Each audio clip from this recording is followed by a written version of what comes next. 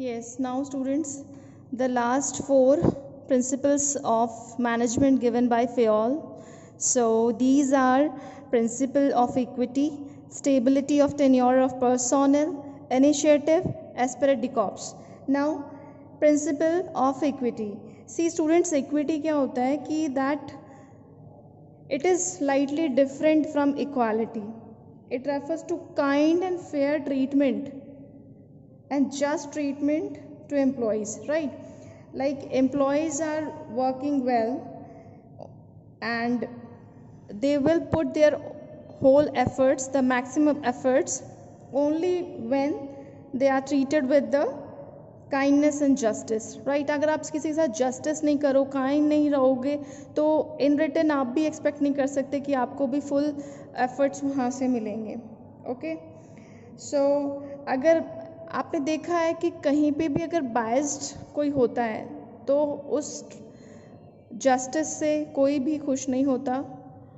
Only the person who is getting benefits from the unfair practices, right? Like if a manager is biased in dealing with employees, when employers will get dissatisfied, and that's why they will not contribute to their maximum capacity. Like आप लोग भी अगर आप बहुत अच्छे से work करते हो, if teachers get biased, so students का वहीं पर जो कॉन्फिडेंस है, स्टूडेंट्स का जो एक मन होता है अच्छे से और पढ़ने का और करने का, वहीं पर टूट जाता है. They got disappointment and got dissatisfaction from the teachers and. So equity does not mean equal salary to a peon और सुपरवाइजर. इक्विटी जो है, ये वाला जो प्रिंसिपल है equity, it never means that किसी पियोन की सैलरी सुपरवाइज़र की सैलरी सेम हो, इक्वल. नो, ऐसा नहीं है. It means application of same disciplinary rules, leave rules in the same way irrespective of their grade, position, gender.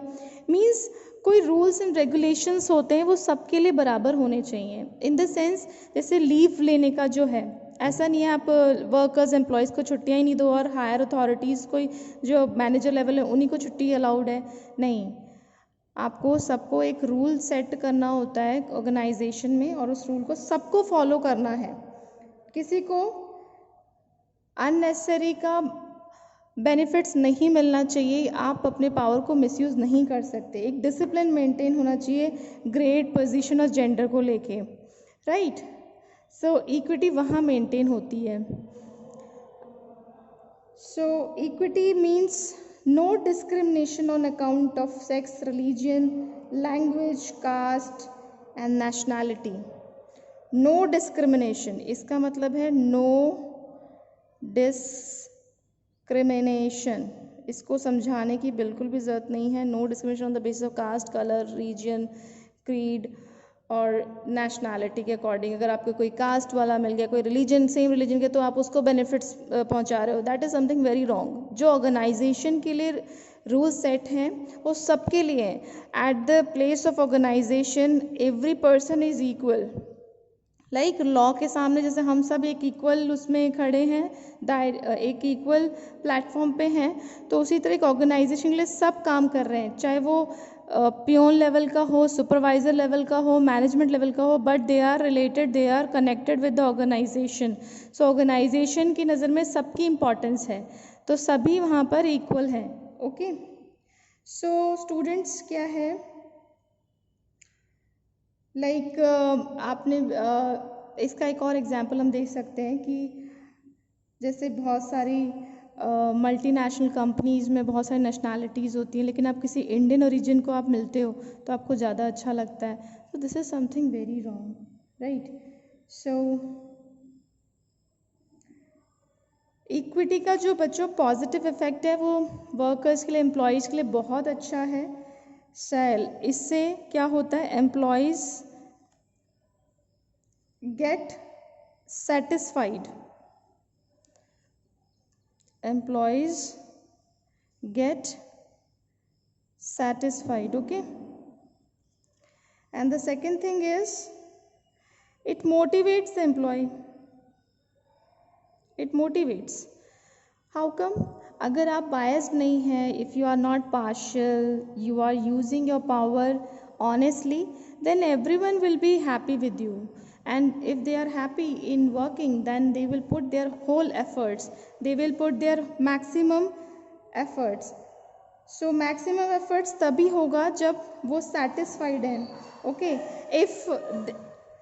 if the employees are not satisfied, they cannot put their efforts for the organization. So equity, the principle of equity is very important wherever we are, though related to organization, school, anyone.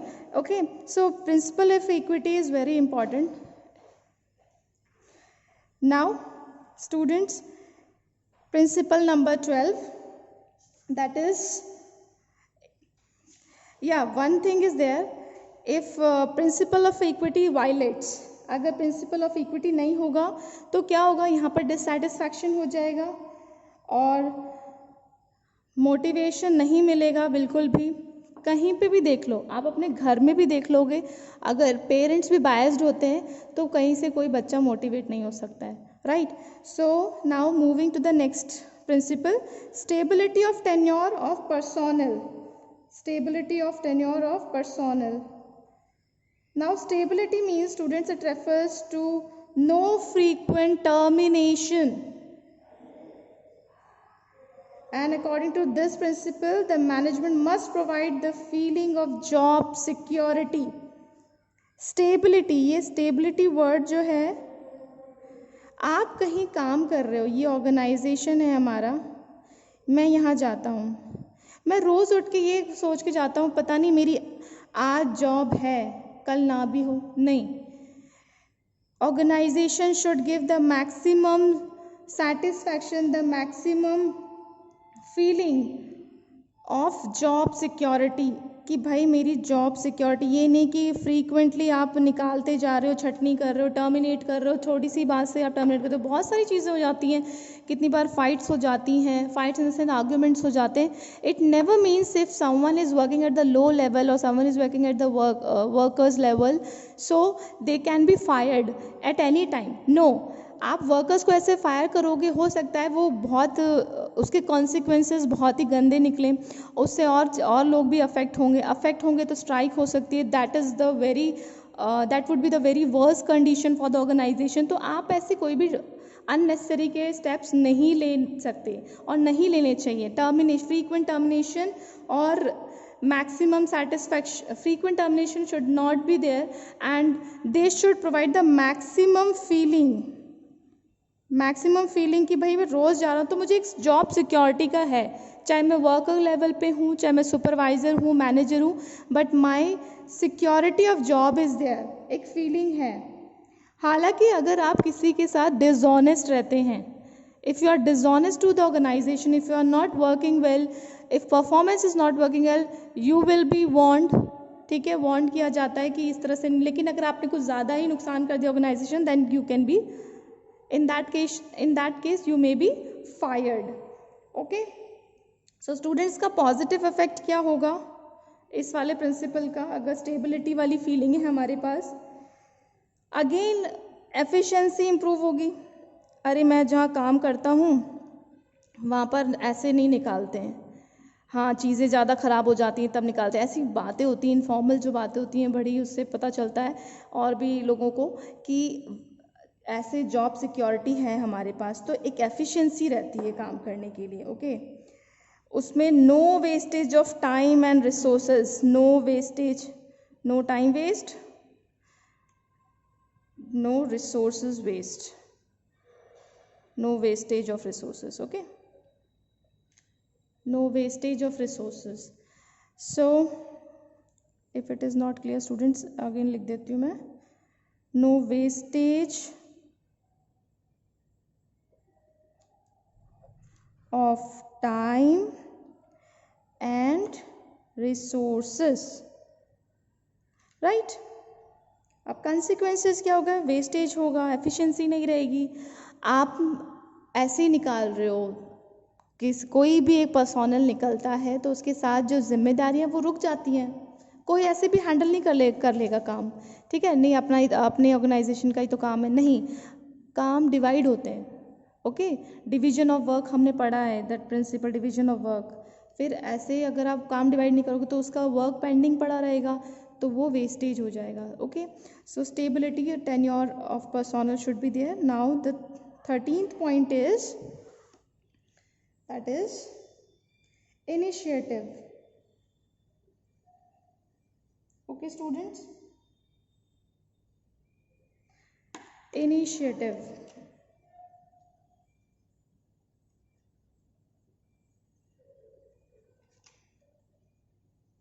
So students इसमें क्या है कि इट रेफर्स टू taking the first step with self motivation.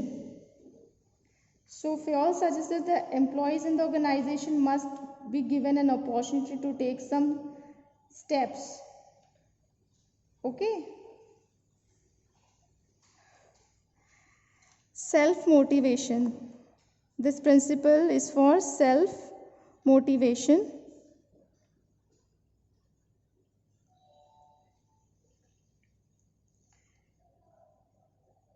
Executing a plan, employees को भी एक चांस, अपॉर्चुनिटी मिलनी चाहिए, सबको अपॉर्चुनिटीज़ की ज़रूरत होती है, अपॉर्चुनिटी प्रोवाइड कराओ कि वो फर्स्ट स्टेप ले सकें कुछ प्लान को मेक करने में और उसे एग्जीक्यूट करने में, ठीक है। आइडिया सजेशंस आप ले सकते हो एम्प्लॉय से, ज़रूरी नहीं है कि हायर लेवल पे जो बैठा है वही सब डिसाइड कर सकता है, यहाँ से भी आइडियाज़ जा सकते हैं, ह्यूमन माइंड है, आइडियाज़ से आइडियाज़ बनते हैं, फिर एक बहुत अच्छा आइडिया निकल के आता है, ठीक है। सो अगर आप, ऐसा होता है स्टूडेंट्स, अगर मैनेजर अपने प्लान को अनाउंस करने से पहले अगर डिस्कशन सजेशंस मांगता है तो उसके पास और ज़्यादा अच्छे स्टेप्स आ सकते हैं। So this is the point of initiative, there should be an inclusion of, there should be involvement of employees to make and execute the plan, to give suggestions, right? Now students, aspirate corps,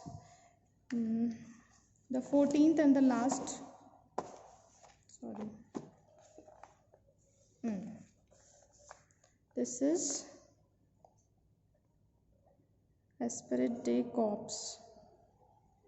अब इस name से आपको लग रहा होगा कि क्या name है, इसका बहुत ही अच्छा मीनिंग है। See, management must encourage and promote team work,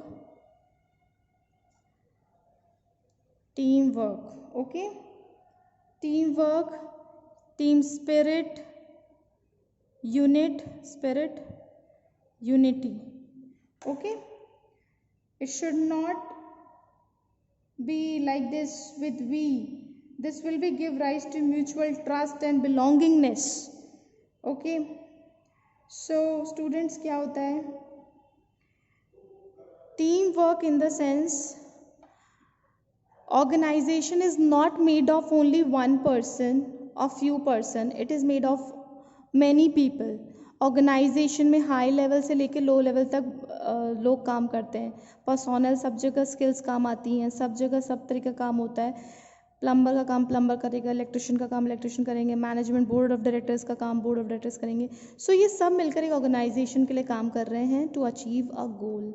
सो एक टीम स्पिरिट को अलाउ करना चाहिए, कहीं भी आप हैम्पर मत करिए, आप मोटिवेट करिए, यूनिटी में फोकस होना चाहिए मैनेजर्स का, to check at each level कि टीम स्पिरिट को बढ़ावा मिल रहा है नहीं मिल रहा है। टीम स्पिरिट से क्या होता है, लोगों में मोटिवेशन रहता है और बहुत अच्छे से टीम मिलकर, एक बंदा काम कर रहा है नहीं, जब सारे बंदे अपने आइडियाज़ लगाते हैं, मेहनत करते हैं, तो आउटपुट ज़्यादा निकल के आता है इन पॉजिटिव सेंस, राइट।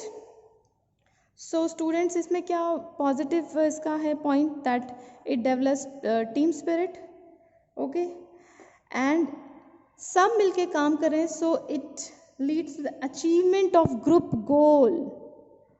सब मिलके काम कर रहे हैं यहाँ पे, achievement of group. See, Fayol's principle is also applicable in your own life. कोई भी थोड़ा सा काम होता है, अगर आपके घर पे भी कोई काम है, मिलकर काम करते हो, चीज़ें ज़्यादा अच्छे से निकलती। हाँ, उसमें मिलना is something like without arguments, without ये कि ये सही नहीं है वो सही नहीं है, मिल के लड़ना हो गया वो। लेकिन अब मिल के एक गुड सेंस में, if you work together for a common purpose, then the purpose is going to be achieved very nicely, right? It is related, this the esprit de corps is related to your practical life. So इसमें achievement of goal हो गया। अगर spirit ही नहीं होगी तो unity भी नहीं है, जहाँ यूनिटी नहीं है सब डिवाइड हो जाएंगे, which will be a worse condition again for the organization.